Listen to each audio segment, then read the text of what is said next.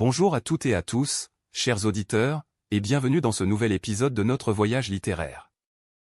Installez-vous confortablement, fermez les yeux si vous le pouvez, et laissez-vous porter par la magie des souvenirs.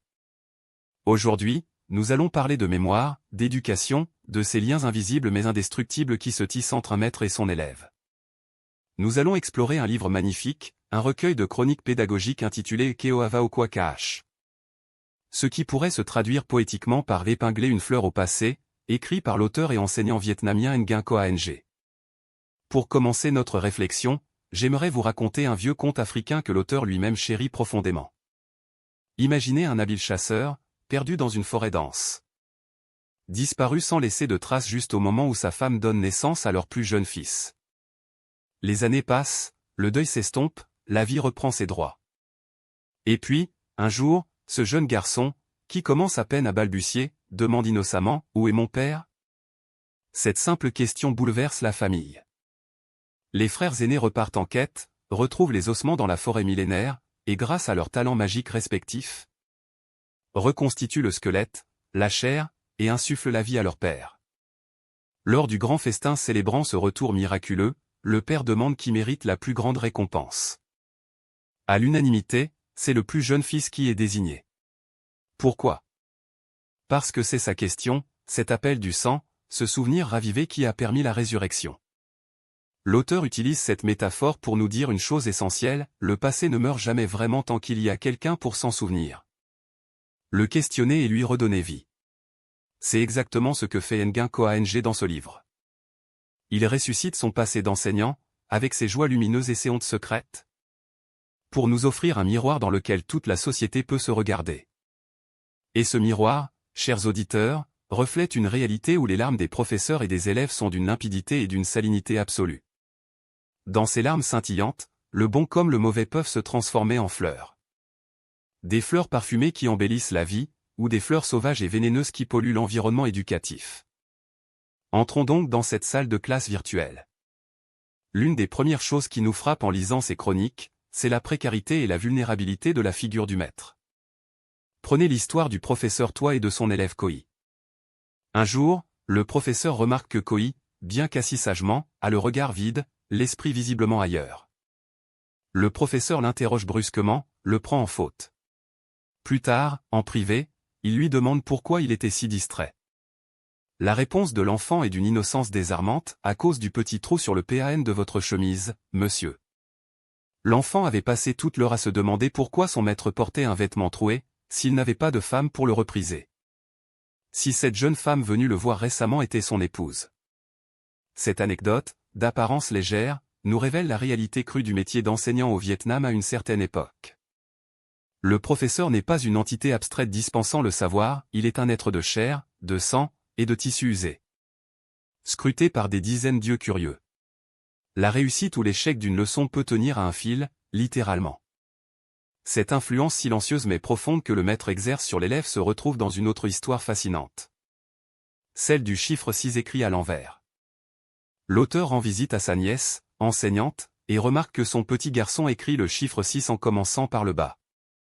En questionnant l'enfant, il découvre que ce dernier imite sa mère. En creusant davantage, l'auteur réalise que sa nièce a eu pour professeur un de ses anciens élèves, qui lui-même avait copié cette étrange habitude d'un vieux maître nommé Vin dans les années 50. Imaginez un peu, une simple habitude motrice, un tic d'écriture, s'est transmis de génération en génération, tel un héritage génétique invisible. Cela nous prouve à quel point le métier d'enseignant possède une force de frappe immense et tenace. Ce que le maître fait, même inconsciemment, s'imprime dans l'esprit de l'élève. Mais l'apprentissage ne vient pas toujours de là où on l'attend. L'auteur se souvient avec amusement de son enfance, lorsqu'il a impressionné un invité en récitant parfaitement aux tables de multiplication en français. Avec un accent approximatif mais mémorable. D'où tenait-il ce savoir, lui qui était si jeune? Tout simplement de la couverture de son cahier d'écolier, qu'il lisait et relisait chaque jour par ennui ou par rêverie. L'auteur soulève ici un point crucial sur l'environnement éducatif. Aujourd'hui, déplore-t-il, les couvertures de cahiers sont envahies par des stars de la pop culture étrangère ou des personnages de dessins animés mercantiles.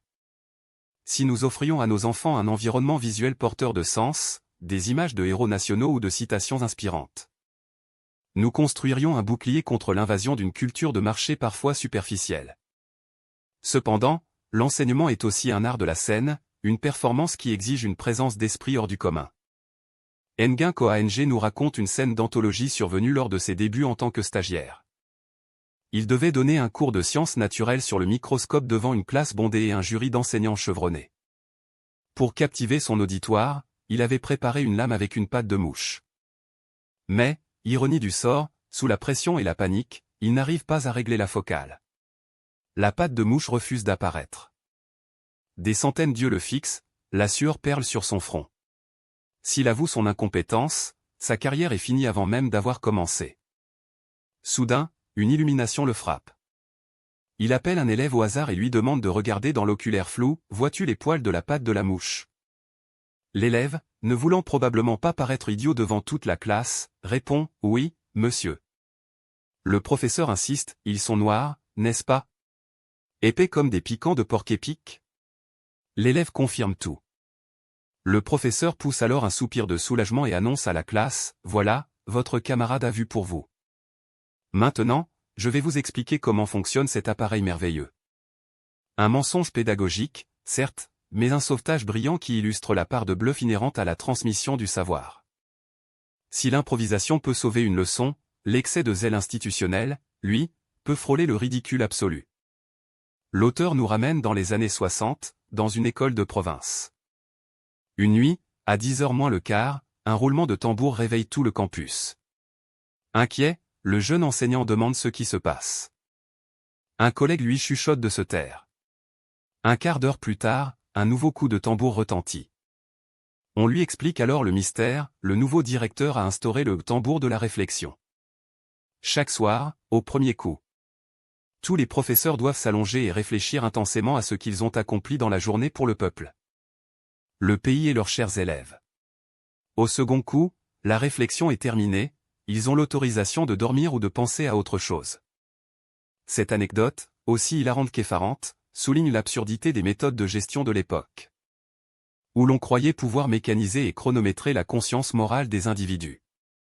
Cette rigidité du système trouve parfois son écho dans l'attitude des enseignants eux-mêmes. Ce qui nous amène à aborder les failles et les dérives de l'évaluation.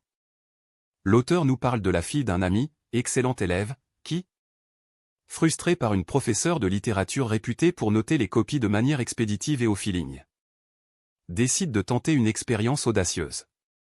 Au lieu d'écrire une dissertation, elle recopie intégralement un chapitre de son manuel de géographie.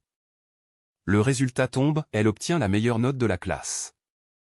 Lorsque la supercherie est révélée dans un éclat de rire général, la professeure, imperturbable et hautaine, rétorque, « Vous ne comprenez rien.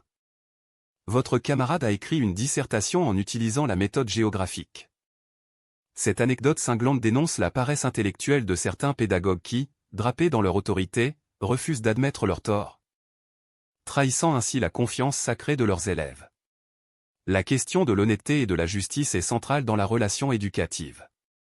Parfois, les enseignants se transforment en véritables juges d'instruction, avec des méthodes pour le moins discutables. Prenons cette institutrice qui, pour démasquer le voleur de sa montre, distribue à chaque élève un brin de paille de même longueur.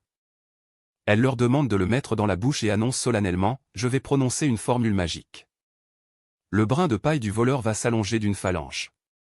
Pendant qu'elle marmonne son faux sortilège, elle observe la classe. Bientôt, un élève terrifié casse discrètement un bout de sa paille de peur qu'elle ne s'allonge. Démasqué, il avoue. Si la méthode s'avère efficace, digne du célèbre juge Bao, l'auteur s'interroge avec justesse sur son éthique. Est-il pédagogique de mentir et de manipuler la peur enfantine pour obtenir la vérité? La frontière entre l'éducateur et le bourreau psychologique est parfois bien mince. Et que dire de cette autre enseignante qui, soupçonnant un élève d'avoir volé de l'argent parce qu'il dépensait sans compter, le menace de le livrer à la police s'il n'avoue pas? Terrifié, l'enfant avoue un vol qu'il n'a pas commis et promet de rendre l'argent. Mais une fois chez lui, soutenu par ses parents, il se rétracte et la famille porte plainte contre l'école pour diffamation et extorsion d'aveu. L'auteur compare cette tragédie d'erreur au chef-d'œuvre de Victor Hugo, Les Misérables. Lorsque Jean Valjean est arrêté avec l'argenterie volée, Monseigneur Bienvenu, au lieu de l'enfoncer, ment à la police en affirmant qu'il lui a fait cadeau de ces objets. Ce mensonge empreint d'une humanité absolue bouleverse Valjean et le transforme en homme de bien. Si l'enseignante avait fait preuve d'une once de cette miséricorde, de cette intelligence du cœur, la situation aurait pu se dénouer par le haut. Au lieu de cela, l'obsession de la punition a brisé le lien de confiance. Mais ne soyons pas dupes, les élèves ne sont pas toujours de tendres victimes innocentes. L'auteur nous rappelle que la jeunesse porte aussi en elle une part de cruauté et de cynisme qu'il faut savoir canaliser. Il évoque ce fait divers tragique survenu aux eaux de Ho Chi Minh Ville, où une autruche est morte dans d'atroces souffrances. L'autopsie a révélé dans son estomac 26 foulards de pionniers. Des écoliers, amusés par l'attirance de l'oiseau pour les couleurs vives, s'étaient divertis à lui faire avaler leurs foulards. Cette méchanceté ludique, cette absence totale d'empathie pour le vivant, alarme l'auteur. Il fait le parallèle avec une vieille leçon de morale des manuels d'autrefois, où une petite fille, après avoir caressé un chat, lui tire violemment la queue et se fait griffer, apprenant à ses dépens que la cruauté se paie. L'éducation, insiste-t-il, ne consiste pas seulement à remplir des cerveaux de formules mathématiques, mais à forger des âmes capables de compassion. Cette compassion, ce dévouement absolu, nous le trouvons magnifié dans l'une des histoires les plus poignantes du livre. Celle de la classe des sourds-muets de l'école IVNG. L'auteur assiste au miracle d'une jeune fille muette depuis plus de 20 ans qui, grâce à un appareillage moderne et surtout à l'acharnement de sa professeure, parvient enfin à émettre un son humain. En demandant à boire, elle prononce le mot « ni ». N'importe qui aurait applaudi ce miracle et pleuré de joie. Mais la professeure, elle, n'est pas satisfaite.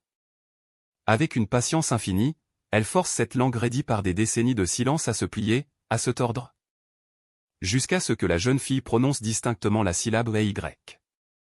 C'est cela, la véritable grandeur de l'enseignement, le refus de la médiocrité, l'exigence née de l'amour. Une exigence qui contraste violemment avec les dérives de la société moderne que l'auteur fustige sans complaisance. Il nous raconte, avec une amertume palpable, comment une jeune femme lui demande de l'aide pour trouver un candidat mercenaire. Un étudiant brillant payé pour passer les examens universitaires à la place de son beau-frère. Nous sommes passés de l'époque où l'on étudiait à la lueur des lucioles à une ère où le savoir s'achète comme une vulgaire marchandise. Le diplôme devient une façade, une coquille vide. Face à cette décadence, l'auteur s'indigne. Comment espérer élever une nation si les fondations mêmes du mérite sont pourries par l'argent? Cette hypocrisie sociale contamine même les relations quotidiennes. Imaginez la scène, un carrefour animé de Saïgon. Des lycéens en uniforme, participant à une campagne de sécurité routière, font la circulation. Le feu passe au rouge. Tout le monde s'arrête, sauf un homme en scooter qui force le passage et s'immobilise au milieu du carrefour, défiant l'autorité. Un jeune lycéen s'approche, sifflet à la bouche, prêt à réprimander le contrevenant. Soudain, le garçon se fige, baisse son sifflet et murmure intimide « Bonjour, professeur ». L'homme en scooter, réalisant qu'il vient de se faire prendre en flagrant délit d'incivisme par son propre élève, fait demi-tour et fuit la honte. Quelle leçon de morale ce maître pourra-t-il bien donner le lendemain dans sa classe? L'autorité ne se décrète pas, elle s'incarne. Et pourtant, malgré toutes ses failles, ses petitesses et ses absurdités, le livre de Nguyen Khoa Ng est traversé par des fulgurances de grâce. Par des moments de poésie pure qui rachètent toutes les misères du monde. Il y a ce jeune professeur, secrètement amoureux d'une de ses élèves, qui reçoit d'elle une demande de congé justifiée par un laconique pour régler des affaires personnelles. Tourmenté par la jalousie et l'inquiétude, il lui renvoie sa demande avec un poème passionné écrit au dos, déclarant que son absence vide la classe de sa substance et qu'elle doit revenir vite sous peine de voir sa note de conduite baisser. Quelques mois plus tard, le professeur est devenu le mari. L'école est aussi le théâtre de la vie, avec ses romances douces amères. Mais l'histoire qui vous entra longtemps, chers auditeurs, celle qui serre le cœur et embue les yeux. C'est celle du directeur V et de sa famine. Nous sommes en plein été, lors d'un séminaire de formation obligatoire pour les enseignants. Pour éviter que les réunions ne s'éternisent, le directeur V, un homme rigide et obsédé par les honneurs, a instauré une règle. Chaque intervention doit être remplacée par une chanson en solo. Sa femme, In, enseignante également, a dû laisser leurs 2 enfants en bas âge enfermés à clé dans leur petite maison de fonction, faute de garde. Pendant la réunion, l'angoisse ronge la jeune mère. Elle supplie son mari de la laisser rentrer, prétextant un mauvais pressentiment. Mais V, intransigeant, la force à chanter devant l'assemblée la comptine enfantine BBBNG Bong. Elle s'exécute, la voix brisée, les larmes aux yeux. À la fin de la journée, le drame absolu se révèle. En rentrant, l'auteur découvre une foule attroupée autour du puits de la cour. Le corps inanimé du plus jeune enfant vient d'être repêché. La mère, In, le visage couvert de boue, a basculé dans la folie. Elle court en riant à gorge déployée, chantant frénétiquement BBBNG Bong, cherchant ses enfants imaginaires. Et pendant ce temps, ignorant encore la tragédie qui a détruit sa vie, le directeur V arrive triomphant. Brandissant des gâteaux gagnés grâce à la première place de son groupe au séminaire. Le visage illuminé par une fierté administrative dérisoire et obscène. Cette nouvelle est un réquisitoire féroce, d'une puissance dramatique inouïe, contre la maladie de la performance. Ce mal endémique des bureaucraties qui broie les individus sur l'autel des statistiques et de la vanité. C'est dans ces moments de tragédie que l'on mesure le poids des responsabilités. Mais c'est aussi dans le pardon que se révèle la noblesse de l'âme humaine. L'auteur se souvient d'une leçon de littérature de son enfance. Son professeur, très respecté, analyse un poème célèbre. À cause d'une erreur d'impression dans le manuel, le professeur lit le mot VNG au lieu de EVNG. Non seulement il se trompe, mais il se lance dans une longue et brillante explication sur le génie du poète qui a osé utiliser ce mot précis. Le jeune Nguyen Khoa Ng, qui possède la version originale du livre, se rend compte de l'erreur. Il hésite, le cœur battant. Doit-il se lever et humilier son maître devant un parterre d'inspecteurs? Une camarade à côté de lui veut dénoncer l'erreur. L'auteur lui plaque la main sur la bouche pour la faire taire. Il choisit le silence pour préserver la dignité de l'homme qui lui transmet le savoir. Des décennies plus tard, retrouvant ce vieux professeur à la retraite. Ce dernier confesse que cette erreur de lecture a été la plus grande honte de sa carrière, et qu'il n'a jamais compris pourquoi son meilleur élève, qui connaissait sûrement le poème, ne l'avait pas corrigé. Une fois de plus, l'auteur se tait, laissant au vieil homme sa part de mystère. Ce silence est un acte d'amour, un sacrifice silencieux de l'élève pour sauver la face du maître.